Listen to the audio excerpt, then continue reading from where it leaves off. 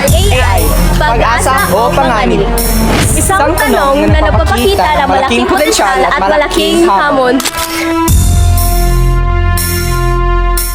Kung panood mo ang video na ito, malamang sa malamang ay tao ka. Pero sa di malayong hinaharap, baka manood at lumika na rin ng sariling video ang mga AI.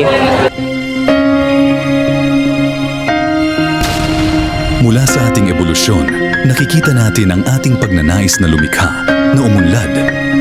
Ang AI ay nagbubukas ng mga bagong pinto sa pagkamalikhain at nagpapagaling ng mga sakit, nagproprotekta sa ating planeta. Pero may mga hamon din, ang bias sa data, ang pagkawala ng trabaho at ang mga ethical concerns na dapat nating harapin. Pero ang AI may kakayahang magbigay ng solusyon, magturo at magbigay ng oportunidad at magtayo ng mas magandang kinabukasan. Pag-asa o panganib? Ang sagot, nasa atin. Mahalagang paalala, gamitin natin ang kapangyarihan ng AI para sa ikabubuti ng lahat.